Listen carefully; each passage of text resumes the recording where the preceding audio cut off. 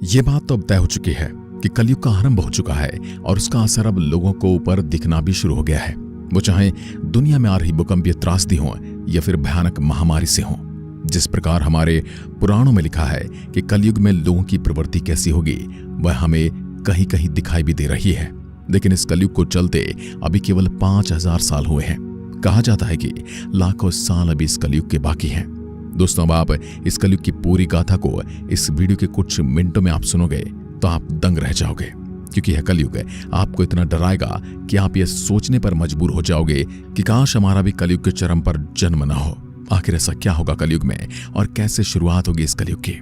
आपके दिमाग में कभी कलयुग के बारे में यह ख्याल जरूर आया होगा कि कलयुग इस धरती पर कैसे आया होगा। तो जानेंगे आज के इस पूरे वीडियो में, तो बने रहिएगा हमारे साथ एंड तक। आप देख रहे हैं mystery of God YouTube channel. हमारा चैनल आपको इसी प्रकार की धार्मिक जानकारी सबसे पहले देता है। तो अगर आपने सब्सक्राइब नहीं किया है तो रेड बटन दबाकर सब्सक्राइब कर लीजिए। दोस्तों, सनातन धर्म विश्व का सबसे प्राचीन धर्म है। हमारे पुराणों में 4 युगों का वर्णन है: सतयुग, त्रेता युग, द्वापर युग और कलयुग। कलयुग को एक श्रापित युग कहा जाता है। क्या आपको पता है कि पृथ्वी पर कलयुग की शुरुआत कैसे हुई? आप सभी ने यह तो जरूर ही सुना होगा कि कलयुग शुरू हो चुका है, लेकिन इसके सबूत क्या है? कलयुग शुरू हो चुका है। चलिए सबसे पहले हम आपको पुख्ता प्रमाण दिखाते हैं। महान गणितज्ञ आर्यभट्ट ने अपनी पुस्तक आर्यभट्टियम में इस बात का उल्लेख किया है कि जब वह 23 वर्ष के थे तब कलयुग का 36वां वर्ष चल रहा था। आंकड़ों के अनुसार आर्यभट्ट का जन्म 476 ईसा पूर्व में हुआ था। गणना की जाए तो कलयुग की स्थापना 3102 ईसा पूर्व में हो चुकी थी। दोस्तों, हम सब ने कभी भी इस बात पर ध्यान दिया है कि ऐसा क्या कारण रहे होंगे जिससे कलयुग को धरती पर आना पड़ा? क्यों कलयुग को ही इतना श्रापित होना पड़ा? चलिए इसकी पूरी हकीकत जानते हैं। कहते हैं, जब भगवान श्री कृष्ण के कहने पर धर्मराज युधिष्ठिर ने अपना पूरा राजपाट परीक्षित को सौंपकर अन्य पांडवों और द्रौपदी के समेत महाप्रयाण हेतु हिमालय की ओर निकल गए थे। कलयुग में दोस्तों धर्म का पूरी तरह से नाश हो जाएगा। कहा जाता है कलयुग में बुरी ताकतों का राज होगा, धर्म तो नाम मात्र का रहेगा। एक कहानी के अनुसार उन दिनों धर्म खुद बैल का रूप धारण कर गाय के रूप में मौजूद पृथ्वी देवी से सरस्वती नदी के किनारे पर मिलते हैं। गाय रूपी पृथ्वी के नयन आंसुओं से भरे हुए थे। उनकी आंखों से अश्रु बह रहे थे। पृथ्वी को दुखी देख धर्म ने उनसे उनकी परेशानी का कारण पूछा। धर्म ने कहा, देवी, तुम ये देख कर तो नहीं रो रही हो कि मेरा बस एक पैर है, या तुम इस बात से दुखी हो कि अब तुम्हारे ऊपर बुरी ताकतों का शासन होगा? इस सवाल पर पृथ्वी देवी बोली, धर्म, तुम तो सब कुछ जानते हो, ऐसे में तुम जले पर नमक लगाने का काम क्यों कर रहे हो? भगवान श्री कृष्ण के अपने धाम चले जाने के बाद पापी कलयुग ने मेरे ऊपर कब्जा कर लिया है। भगवान श्री कृष्ण के जाने के बाद यहाँ से सत्य, पवित्रता, क्षमा, दया, संतोष, त्याग, ज्ञान, वैराग्य, शौर्य, तेज, कांति, कौशल, कोमलता, धैर्य, अहंकारहीनता सब गुण चले गए हैं। स्वामी भगवान श्री कृष्ण के वैकुंठ धाम जाने के वजह से कलयुग ने मुझे जकड़ लिया है। यूं कहें कि उसने मुझ पर कब्जा कर लिया है। पहले भगवान कृष्ण के चरण मुझ पर पड़ते थे तो इसकी वजह से मैं खुद को सौभाग्यशाली मानती थी, मैं धन्य धन्य हो जाती थी, परंतु अब ऐसा नहीं है। अब तो सब समाप्त हो चुका है। शायद मेरा सौभाग्य ही समाप्त हो चुका है।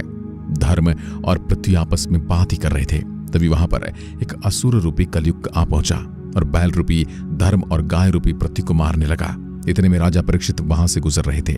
जब उन्होंने ये दृश्य देखा, अपनी आंखों से देखा, तो कलयुग पर बहुत क्रोधित हुए। राजा परीक्षित ने जब बैल और गाय को देखा तो उन्होंने धर्म और पृथ्वी देवी को पहचान लिया। राजा ने अपने धनुष पर बाण रखते हुए कलयुग से कहा, दुष्ट पापी तू कौन है? इन निर्दोष गाय और बैल को क्यों सता रहा है? तू महान अपराधी है, तेरा अपराध क्षमा योग्य नहीं। आज तेरा वध मेरे हाथों से निश्चित है। इतना सुनकर कलयुग भी भयभीत हो गया और अपने असली रूप में आकर परीक्षित के सामने गिड़गिड़ाने लगा और उनसे क्षमा याचना करने लगा। राजा परीक्षित तो कलयुग की क्षमा याचना पर दया आ गई और उसे जीवन दान दे दिया, लेकिन उनका क्रोध अभी भी कम नहीं हुआ था। राजा परीक्षित ने अपनी शरण में आए कलयुग को देखा कि मैं तुम्हें जीवन दान दे रहा हूं, किंतु तुम ये मत समझना कि तुम इस दोष से मुक्त हो गए हो। तुम धर्म, पाप, झूठ, चोरी, कपट, दरिद्रता आदि का मूल कारण तू ही है, इसलिए तू अभी इसी वक्त मेरे राज्य से निकल जा। राजा परीक्षित की बात सुनकर कलयुग ने कहा कि हे राजन, इस संपूर्ण पृथ्वी पर आपका ही तो राज है।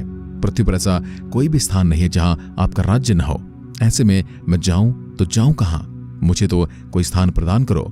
कलयुग की इन बातों को सुनकर राजा परीक्षित ने कहा, झूठ, धूत, मद्यपान, परस्त्री गमन और हिंसा, इन 4 स्थानों में असत्य, मद, काम और क्रोध का निवास होता है, तो इन 4 स्थानों में रह सकता है।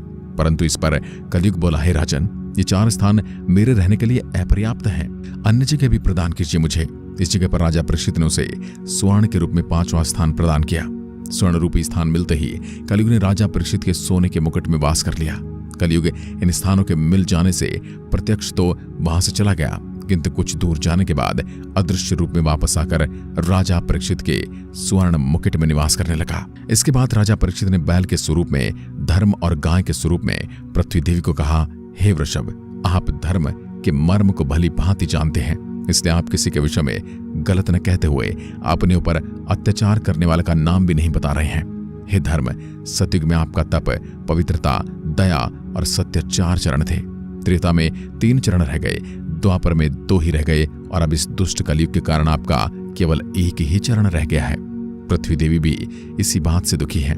ब्रह्म पुराण, विष्णु पुराण और भविष्य पुराण की भविष्यवाणियों से लेकर गरुड़ पुराण में कर्म और उनके परिणाम तक बहुत कुछ हमारे सामने लाया जा चुका है, लेकिन ये भविष्यवाणियां सुनकर शायद आप बिल्कुल चौंक जाएं। बताया जाता है कि कलयुग सबसे आखिरी युग है, इसलिए हमें अपने सभी कर्मों का फल इसी युग में भुगतना पड़ेगा। जब कलयुग की समाप्ति होगी तो निश्चित रूप से चौंकाने वाली चीजें धरती पर घटित हो रही होंगी। बेमौसम बारिश, आंधी तूफान, जल संकट, ये सब संकेत होते हैं। चारों तरफ ऐसा माहौल बन जाएगा जिसके बारे में हम सोच भी नहीं सकते। जैसे जैसे कलयुग अंत की ओर बढ़ेगा, मनुष्य का जीवन काल घटकर मात्र 12 साल तक रह जाएगा और शरीर 4 इंच तक सिकुड़ जाएगा। शासक जनता पर मनमाने ढंग से शासन करेंगे, मन चाहे ढंग से उन पर कर थोपेंगे। शासक अपने राज्य में अध्यात्म की जगह भय का प्रसार करेंगे। वह स्वयं एक बहुत बड़ा खतरा बन जाएंगे। बड़ी संख्या में पलायन शुरू हो जाएगा। लोग सस्ते खाद्य पदार्थ और सुविधाओं की तलाश में अपने घरों को छोड़कर जाने के लिए मजबूर होंगे। धर्म को नजरअंदाज कर दिया जाएगा और लालच, सत्ता, पैसा सभी के मस्तिष्क में प्रबल रूप से विद्यमान रहेगा। लोग बिना किसी पश्चाताप के अपराधी बनकर लोगों की हत्या करेंगे। संभोग जिंदगी की सबसे बड़ी जरूरत बन जाएगी। लोग बड़ी आसानी से कस्में खाएंगे और उसे तोड़ देंगे। वचनों का कोई अर्थ नहीं रह जाएगा। लोग मदिरा और अन्य नशीले पदार्थों की चपेट में आ जाएंगे। गुरुओं का सम्मान करने की परंपरा समाप्त हो जाएगी। ब्राह्मण ज्ञानी नहीं रहेंगे। शत्रु का साहस खो जाएगा और वैश्य अपने व्यवसाय में ईमानदार नहीं रहेंगे। पाप अपने चरम पर होगा। वैदिक शास्त्रों के अधिकांश व्याख्याकार जैसे भक्ति सिद्धांत सरस्वती गोस्वामी और उनके शिष्य भक्ति वेदांत स्वामी प्रभुपाद का मानना है कि पृथ्वी वर्तमान में कलयुग में है और यह इस काल में 4,32,000 वर्षों तक रहती है। कलयुग को कुछ लेखकों द्वारा 6,480 वर्षों का बताया जाता है। हालांकि इसके बारे में कई और अलग अलग मत भी दिए गए हैं। इसलिए दोस्तों, जितना हो सके धर्म का पालन कीजिए। अगर आप धर्म का पालन सही तरीके से करते रहेंगे तो कलयुग की चपेट से बच सकते हैं। वैसे कलयुग में इस बढ़ते घोर पाप को लेकर आपकी क्या राय है? अपनी राय कमेंट में जरूर बताएं।